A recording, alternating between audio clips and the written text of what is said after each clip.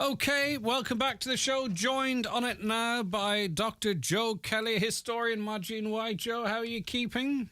Majin White, Greg, it's a luck Good morning to yourself and to your listeners there in Highland Radio. Right, now, set your face to stunned or set your ears to stunned because Dr. Joe Kelly believes we have a crisis in politics in this country and he doesn't blame the politicians, he's blaming you. Well, somewhat. Ish. Okay, ish. I'm just trying to be controversial. Right, okay, where's our starting point here? Is politics in crisis? If so, why? Well, I'm drawn to a historical story of Benjamin Franklin. When he was leaving Independence Hall while drafting the American Constitution, he met this woman and she said to him, "Sir, what manner of government have you bequeathed to us?" And he replied, "A republic, madam, if you can keep it. A republic, madam, if you can keep it." Our democracy is not something that just exists. It's something that we have to keep. And everybody has a role to play in that democracy, and everybody has a duty within that democracy to ensure that it survives.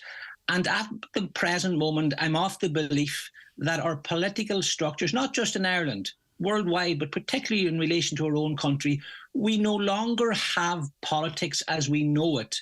And let me maybe explain the meaning politics. It's a Greek word. Polis means city in Greek. And in Greek times, the idea was that everybody had a say in the running of the city. And the people that were in charge were there for the well-being of every individual within that city. And so over the centuries, we've adopted that into our European ideology of politics, and that we all have a say and we go out to vote. But I think that concept is noble as it is, and noble that we might feel that we are really, we control the politics. We no longer have that situation. But we'll get to that. But we sign up to it because what we do here, and it seems to be in most similarly democratic countries, is that we go out and vote, not in huge numbers, just about a majority. We elect, we vote for individuals or for parties, and then they form a government, which we don't actually vote on the government that they formed because they keep their cards very close to the chest. We know going into elections, they'll say, we'll never work with that party. And next thing you know, they coalesce in government with them. But politicians now seem to think that once they've been given that they have a mandate to act carte blanche. That's to play with our immigration policy, our neutrality, what you do with public fundings, the direction of travel of the country in many different areas. So that is that democracy. So, because we don't really get a say on it. We get to fiddle around the edges. But it seems to be once you vote for a person, you've given them the mandate to do whatever they want. Yeah. Well, you see, the fundamental understanding of our democracy, if we go back to the foundation of the state and what we call our public representatives. Now, please, I want to separate our TDs from our county councillors. The county councillors are good guys. Honestly, they are. They're the people that we meet on the street every day that are fighting for our communities and dealing with the real issues. So they're the good guys and ladies. So please, I want to make that very, very clear. In fact, if you meet a county councillor, they say thank you to them because they are genuinely working on behalf of the ordinary man and woman on the street. However, our TDs and almost all our government and nearly most, not all, there are good Teachta Dála, but a Teachta Dála, TD, means a messenger to the dial. Teachta is a messenger. So we in Donegal send someone as a messenger from us. That's the concept of TD, Teachta Dála. But what we have at the moment is a DT, Dála Teachta. They're telling us what we are to hear, what we are to believe, what we are to do. And they're legislating us to the point where we nearly can't breathe, we can't think. We're being legislated out of existence by this present government. I would argue, as a historian, and it's my opinion, that Helen McEntee is the most draconian Minister of Justice we've had since Kevin O'Higgins 100 years ago when he signed the execution of 77 people during the Civil War. Her laws are so draconian and they're coming so fast, they're not being challenged, they're not being debated. And sadly, President Higgins did say during COVID he wasn't happy with the amount of laws that were being sent to him to sign and the speed at which it was happening. He would need to start refusing to sign these laws into law. He has the power to do that. There's so much. But you disagree with them, though, Joe. And we've talked about some of these individual, and we can't go through them all and debate them as such. But you are of that opinion, okay, because you disagree with the laws that she's introducing. For some, they see what she's introducing as a protection of women in abusive relationships, a protection of marginalised groups from verbal or physical abuse, and on it goes. It just so happens that you disagree with them. But that doesn't necessarily mean that she is as draconian as you make out, surely, does it? So Mark Christie's... Well, go ahead. Anyway, answer that. Well, I hear what you're saying, but you see, I'm not the judge here, and I'm not the person that sets the standards here. What is the standard that has been set for us is our Constitution, and the Constitution belongs to every man and woman in this country. It doesn't belong to the politicians, and she is fundamentally changing our Constitution consistently. Not just her. This very government that's in place is tampering with our Constitution, law after law after law. That's not me saying that. This is our Constitution. So why is the opposition then? I mean, then you've talked about the role of the Chok da Dal. I think there's a recognised role of the opposition to challenge it. That's what the opposition is there for when they're not in government. That's how it's supposed to work. They are there to hold the government to account, to challenge the legislation, to test the legislation by whatever means politically necessary.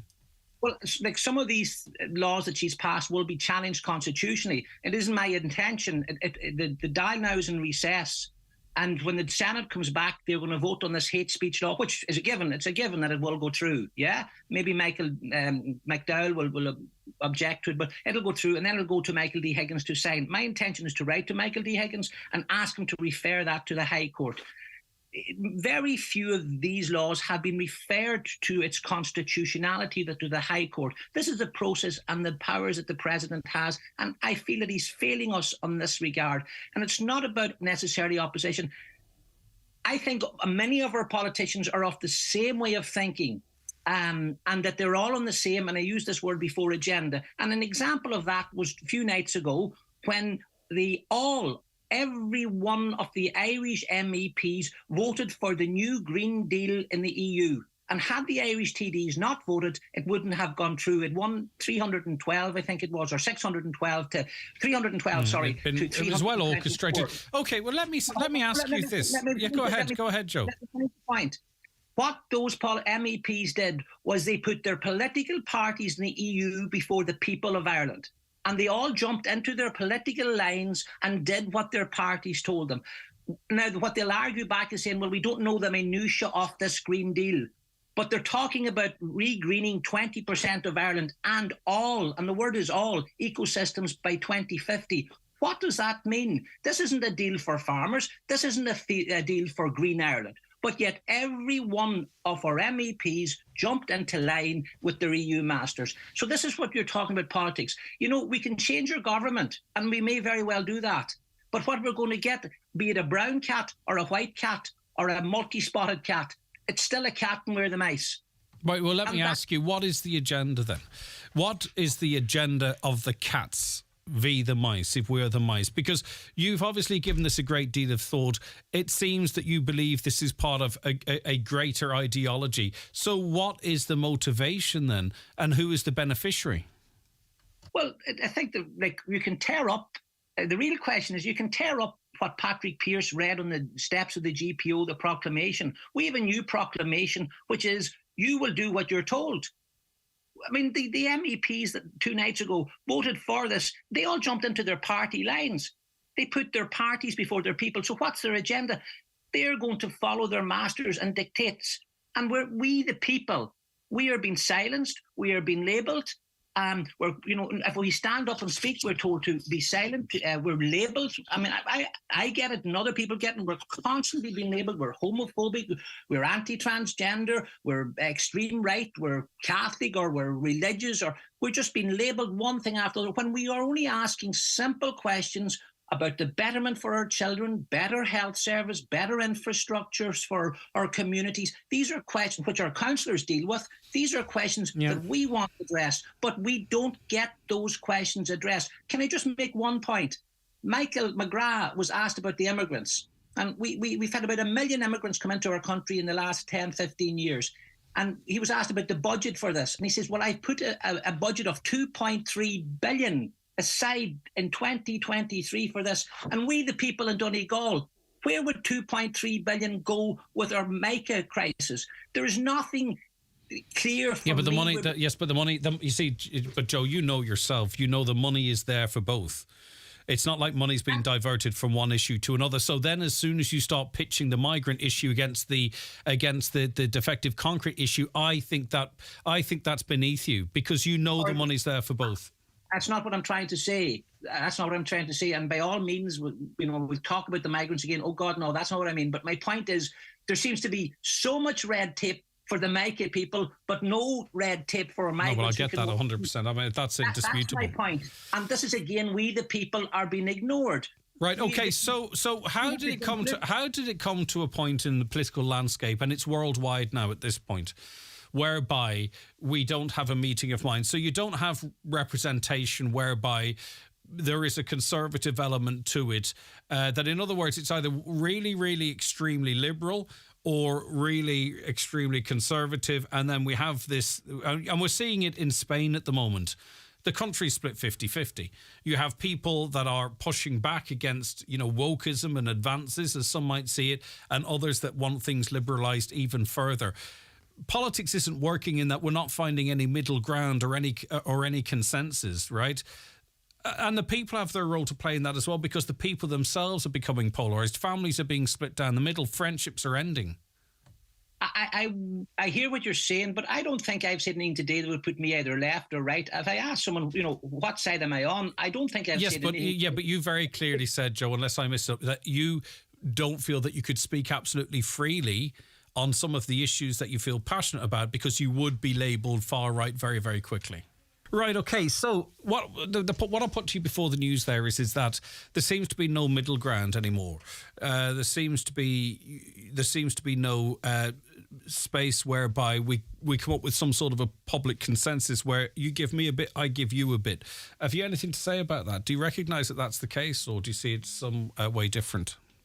I think you're hitting the nail on the head. That's where the crisis of politics is. Our politicians have masterly put us into extremes, what they determine as extremes, liberal or left or right or whatever. And this is the labelling. You see, once you start labelling people, then the conversation is gone. You move from conversation to confrontation.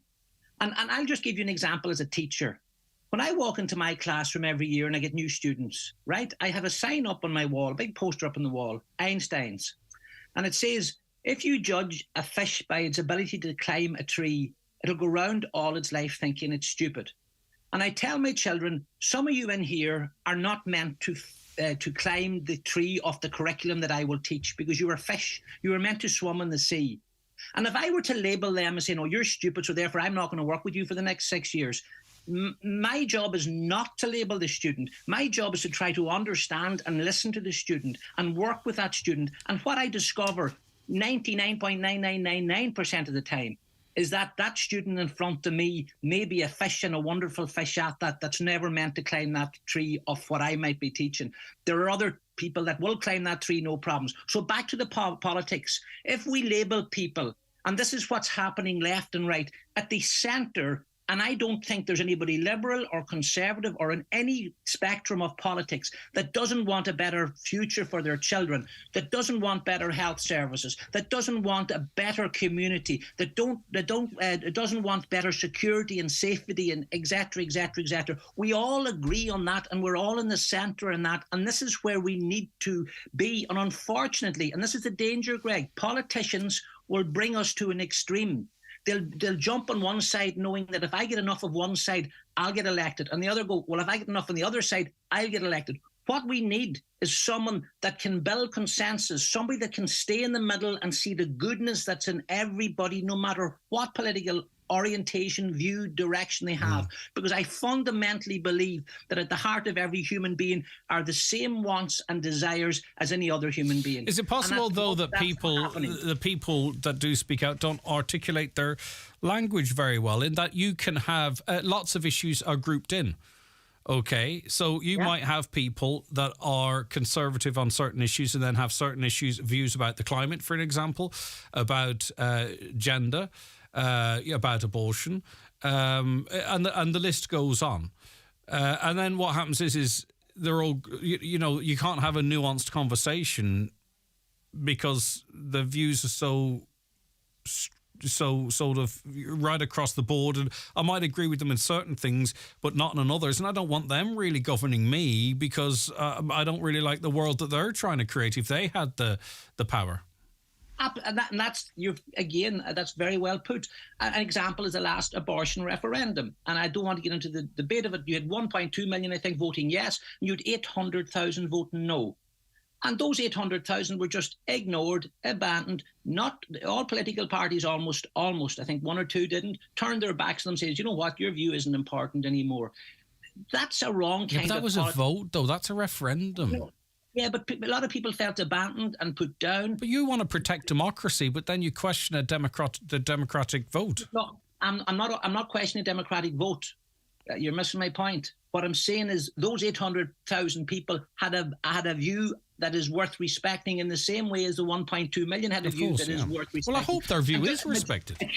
It shouldn't just be about majority, because when we come, for example, to LGBT matters, it's not about majority. It's about what's right and where the balance is, and you build consensus. And unfortunately, and you've said this, we're building on extremes rather than finding the centre ground. And if you think of the likes of Gandhi, if you think of the likes of Martin Luther King, people like that, they built consensus. They brought people together from different views in their time. And unfortunately, we do not have that in politics at the moment. I think it's going to be very interesting come the next style election in Donegal. I mean, is it possible? Is it unfathomable? And I don't think it is, that we will have no present government TD back the next time in the Dáil. Is it possible that the government party, that the constitutional party of the country, Fianna Fáil, might not have a TD representing Donegal the next? Because I think there's a constitutional crisis going on. People know something's wrong. It's like, a corpse, and you can put makeup on them and you can put perfume on them, but the smell will eventually come out of that corpse. And I think at the moment the problem is we have crisis after crisis, but people need to really take heed of the smell. I don't know. I think, you could well be right, but I think there are... I think it's broader now than it used to be. I think there are 20% of people with extreme views. I don't even like that word, in one direction and 20 in the other. I still believe there's a 60% in the middle that are perhaps almost apathetic at this point, that just want to get on with their life and to be able to live a happy life, and for people to be treated fairly, and don't want to engage in these these extremes of conversation. Sinead is joining the conversation now. Sinead, is anything that Joe's saying resonating with you? Do you agree with anything he's saying? Hi, Greg. Thanks for asking me on.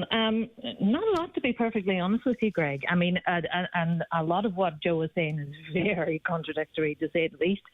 To say that our politicians in Ireland jump on extremes and we'll just go with extremes is when we have possibly the most conservative government or centrist government throughout the entire EU is just unbelievable to me. I don't understand where he's coming from. I don't understand why there's opposition to the hate speech bill.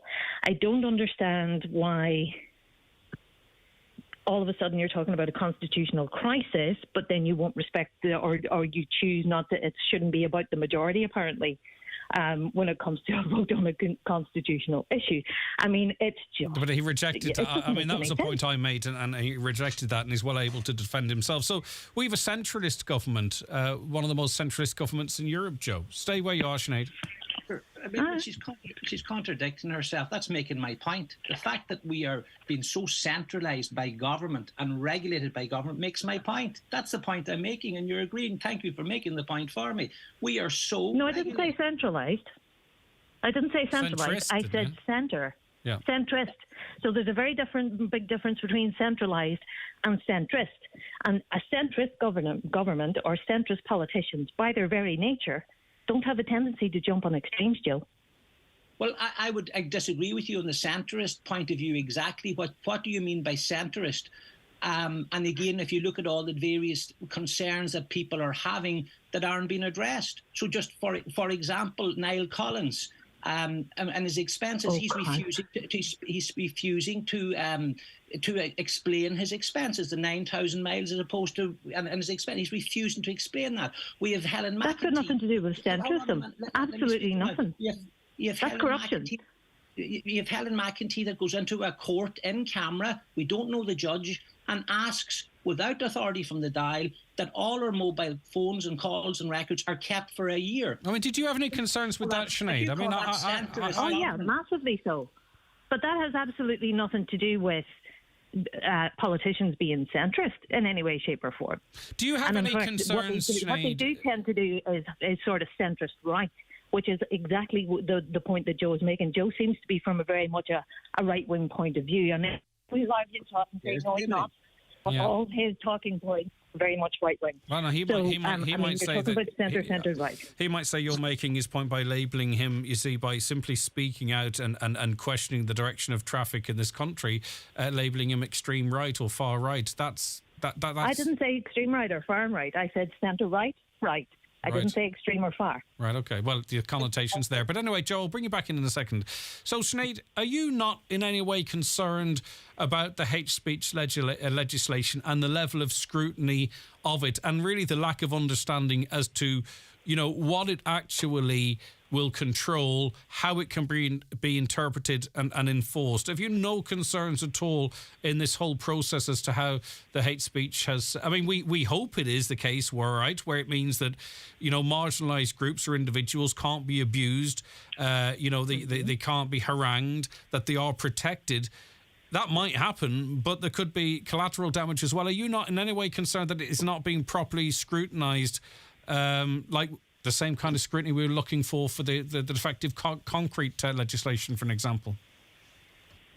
So, I mean, I don't know that it hasn't been scrutinised to that level. I don't know if it's just the fact that it's gone through a little bit quicker. But, I mean, in terms of the scrutiny, look, ideally you would want every single law that is to be passed, every single act to be passed, to be fully scrutinised by everybody. In an ideal world, of course you would.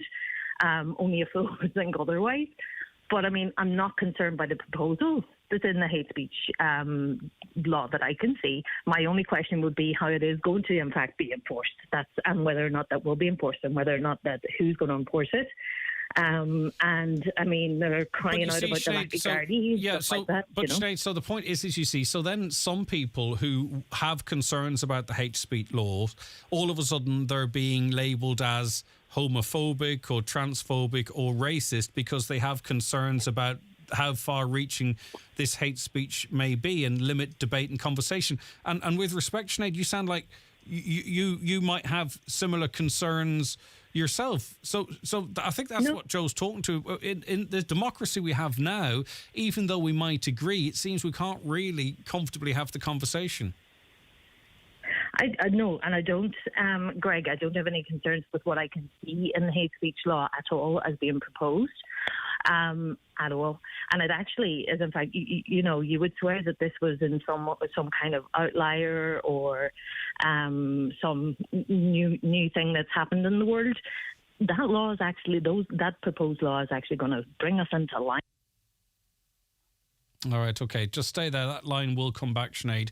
If you can hear me, stay where you are. Joe, you're shaking your head there. Totally. There's serious concerns. Michael McDowell, a former AG, a man of great legal mind, has serious concerns, as a senator now, has serious concerns about this. And she says, we're bringing us into line. I presume she was going to say with the rest of the world.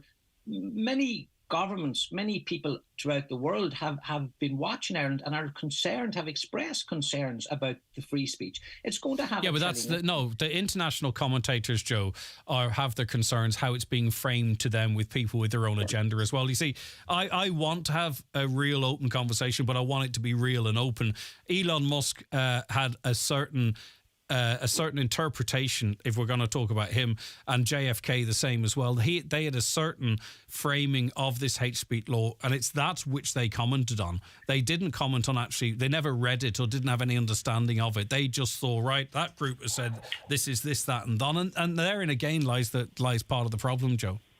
Well, see, the thing is, just fundamentally, if you ever look at a statue of justice in courthouses, it's Lady Justice standing with the weighing scales holding the balance, and she's blindfolded. Yeah? So everybody comes before the law equal. You are innocent until proven guilty.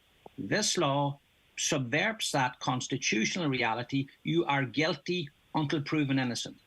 That is a flipping of our basic fundamental. But as I say, this still has to be dealt through, and that is an interpretation of it, Joe. Well, it's not, Greg, because that is the onus will be on the person to prove their innocence. That you did not have this material, if you have it on your WhatsApp, that you didn't have it with a No, but it's been made very clear that you could have a racist meme on your phone. It's not a crime. But if you intend to go and distribute that, you don't have to prove that you were never going to go and distribute it. I think that's Michael McDowell's concern. Yeah, but that is looking at what really could be possible. You don't seriously think any government really actually wants to interpret and enforce the law like that, Joe? I mean, I'm not saying it's facetious, but I mean, well, Greg, we're having a conversation. I mean, people that I know, that I speak to, are telling me, and I would love your listeners to phone in, do they feel that they can no longer speak in this society? Do they feel that they're being made shut up and being silenced? And I guarantee you many people will say that to you. Sinead, can I put that to Sinead too? Sinead, listen, I mean, you've been on the show before, Joe's been on the show before. I think we could all we could all have a pint and a bit of crack. Do you know what I mean? We're not all sort of but there is a point that we have got to a stage, Sinead, now, though, that if someone has anything even remotely conservative of a point of view, it's hard to get them to come on the radio because they're afraid that they'll be seen as backward or they'll be shot down for it. So I'm not on about really extreme views, Sinead. I'm on about something that someone says, you know what, I think we're going just a little bit too far here. And people like that feel they don't have a voice, they're afraid to speak out. We don't want to be in that space either, Sinead, do we? No, definitely not. But the problem I have here is that, so what is it that's being said that people feel where they're being silenced? And it's usually, to be honest, the people who are saying that they're feeling silent. Right, say for instance, Sinead, I'll give you an exact example. There are people who say, for instance, on transgenderism, for example, that they are perfectly happy to support and accept anyone who's of 18 years of age to live that life that they want to live, and they will address them as they want to be addressed, and they'll respect them, and that's fine. But the same people then might be concerned that young teenagers are being taught stuff in that regard. Now, I'm not going down the libraries route and the book stuff. I'm not on about any of that, Sinead, but that might be taught stuff that could confuse them, that it's hard for them to deal with, that they don't want their children to be exposed to. But we have a curriculum that is insisting on this being taught to them. But they can't express that view in case they get lumped in with people that are waving certain books in the air and screaming in the face of librarians. Those people don't feel they can speak, Sinead. That are happy that people live their lives as adults, but are concerned of the influence that this type of conversation and narrative might have on their vulnerable children or their impressionable children. So, and I mean, I have heard people on the radio talking about this, Joe. Sorry, Greg, jeepers. But I have heard people on Highland talking about this. Yeah, but on Highland it's different, I think. Yeah. And that's the thing. This is what this space affords. This space affords everybody to say with their piece. Now, you know me, I will 100% disagree, and just anything that's extremist, especially on the right side of things, I'm going no.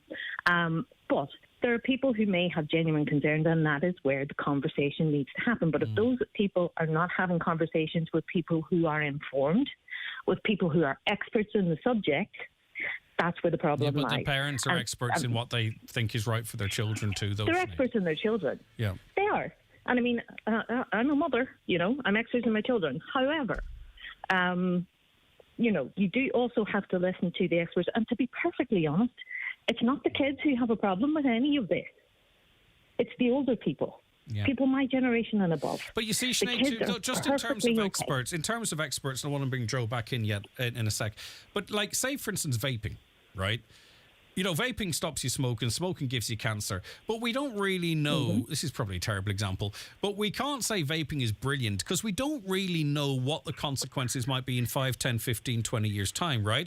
Now, in terms of the policies that we're employing now as to what we teach our children and how we teach them, yes, that is maybe some experts' view at this time, but we really don't know how that will affect people in years to come. We don't even really have enough information to find out that if someone transitions, for example, what percentage of them it improves their lives or how they might feel at 25, 30, 35 or 40, depending on when they through that. So we can't blindly accept all of the information because no expert could truly know it at this point, Sinead. So we need to be really careful that the decisions we make now, as well-intentioned as they are the right decisions. Because we all love our children and care for them, but we have to be absolutely certain that what we're doing now is right, because the consequences and ramifications for future generations, if we get it wrong now, Sinead, could be massive.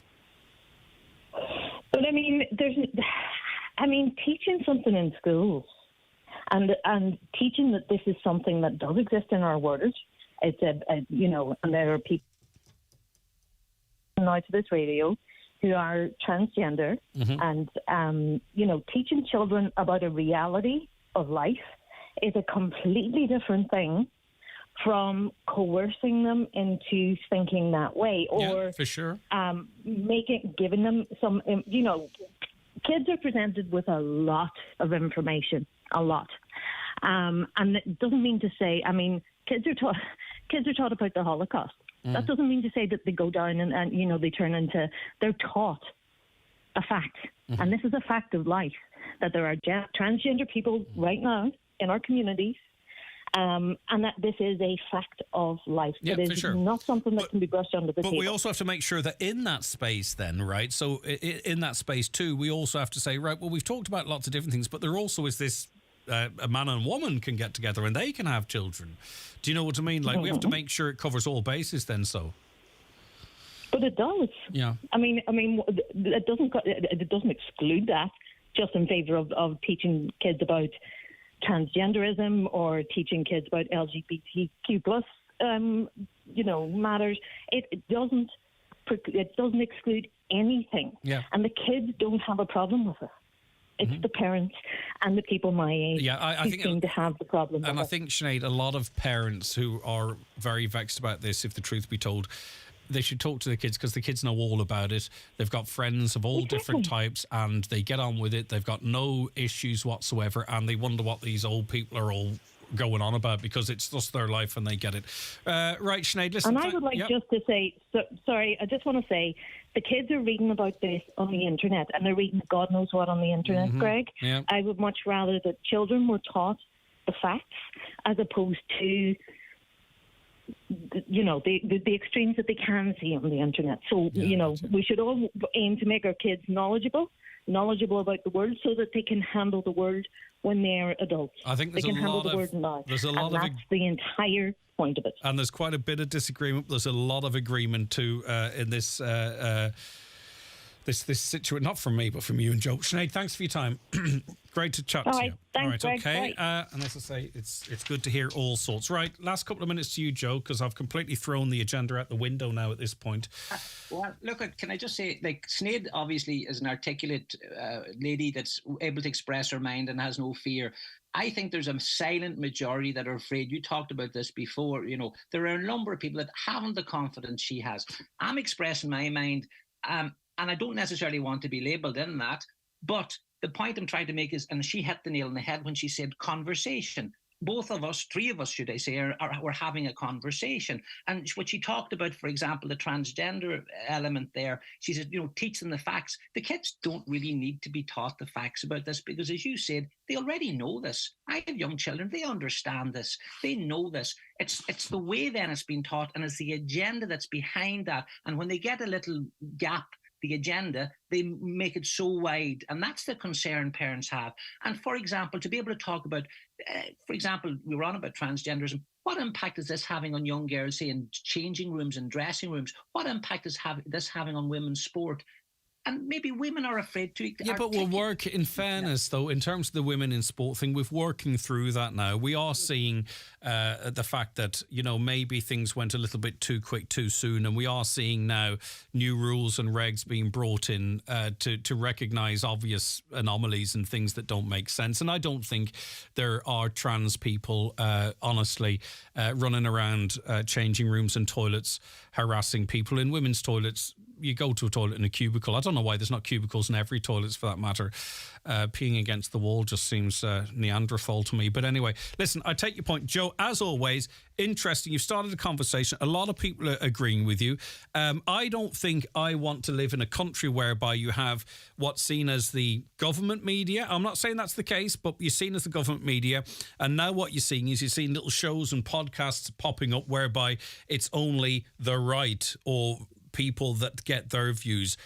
Hey, it's great for advertising revenue, all that, that's fine, but we still need to all share the same space, I think, Joe, and have the conversations in the same place. We might disagree, we might agree, but let's not call each other's names, unless someone comes out with something ridiculously offensive, but you know what I mean. The point is, Greg, and the hard work is trying to get people in the centre and to keep them in the centre. That's where real democracy happens, and that's where the struggle is. And as you point out, going to extremes is a dangerous place. And what will happen, and you will see this happen in Ireland, you will see them jump on the immigrant issue. You'll see them jump on other issues as political campaigns go ahead. And they will be divisive. And rather than holding the centre, and again, as I mentioned... Because we've got this situation, say in Dublin, there are people by young white Irish guys being beaten up in the streets, women being assaulted, terrible stuff happening. There's awful things happening to children in this country at the moment in terms of how they're cared in Kusla. And I've no criticism of it, but then you've got other groups of people that are standing outside empty hotels saying there's men going to come in here and do awful things in the community and to our children. We all need to sort of say, right, it doesn't really matter where you come from or what have you, but we need to actually put children first. We need to put people first. And then you'll have one group will ignore one problem because it suits their agenda, and another group will ignore another problem. But we're not getting anywhere. We're not getting anywhere. We're just getting more and more polarized. We're in more echo chambers of our own points of view, and we're coming to oblivious to what's actually happening, whilst talking about what could happen or ignoring what could happen and focusing only on what is happening. It's crazy, Joe. We need to sort of get rid of our apathy and get our heads together and start talking to each other, stop being polarised and start working through what we want from the best for this country. And don't be afraid or scared into thinking a certain way. Think for yourself. Well, I think, again, this is back to the present government we have. There is no explanations. They don't have to explain. And as I said to you, we no longer have TDs, we have DTs. They tell us coming down from the dial what we're going to get. I mean, on your own show, I've not heard very many government ministers or TDs explaining laws that they're bringing in. They go and they give their 5-minute or 3-minute speech that their speechwriters write for them, and then they go. There's no debate, there's no conversation. And again, I think that's and what public accountability too. There's a serious problem in this country with how the media engage with the people that are elected, or how they allow themselves to engage, the rules and regs, where we should be able to have proper debate and proper scrutiny of things. I mean, that's the fundamental of democracy. I would have thought that you have conversations, you have debates, you scrutinize things, you hear people's concerns, you answer people's concerns. Not line up for a handy 3-minute interview where the questions have been set up in advance. How does that further democracy or information or understanding? That's what I'm trying to say. This is what we have with the present government. And there's no debate, there's no discussion, there's no accountability. And like what you have in RT, I don't think it's exclusive to this government, though. I think it's politics. I mean, we'll see what happens if a government changes, but I don't see it. Sorry, I don't mean to be political in the sense of mean Fianna Fáil or Fine Gael. I mean, anybody can be in government, but government for me is the people that rule. Remember, not all Fine Gael or Fianna Fáil TDs are in the government. They're supporting the government. The government is the ministers, if you understand. That is what the government is, a very, very small handful of people. That's what I mean by the government, not necessarily all the 160 TDs outside that circle. But the thing is then, it's not good enough anymore for people to think our democracy, back to Brent, and we'll end with this, Benjamin Franklin, a republic, madam, if you can keep it. And what my discussion is, I am concerned that a republic is not being kept because we, the people, are not being listened to, and we, the people ourselves, are not taking the responsibilities and duties of democracy onto ourselves. And if it's been reporting a pothole or a sign the right way or asking for the right answers and for the truth from our politicians, all that is part of our duty as voting people of this country. Democracy isn't just once every 5 years. Yeah, I'm glad. I tell you what, I'm really glad. I'm glad that I am at the end of this rather than starting in it, because I wouldn't like a full career of working in media, in the political setup. I'm glad I'm at the end of it. I wouldn't like to be starting now. Wow, that's very, very interesting. And again, I just wonder, I mean, a number of our TDs are stepping down, don't want to go again. Like, what is it that's dead in our political careers that people aren't willing to go into this field anymore, in this space anymore? Is it just that you're there just to make up numbers, that you're not there to speak and express your mind? I mean, I know one politician, I'll not say who, fairly well. And in all my years since they've become a politician, I have never heard them express their own mind. They always express political speak. And it's a sad way for that individual to have lived their full political life, never having expressed their own mind. What a way to live. Slán go fáil, Búthal Mai. Slán go fáil. Okay, take care, Joe. Thanks very much indeed. Dr. Joe Kelly there, 086 60 25,000, WhatsApp or text, or give us a call on 07491 25,000.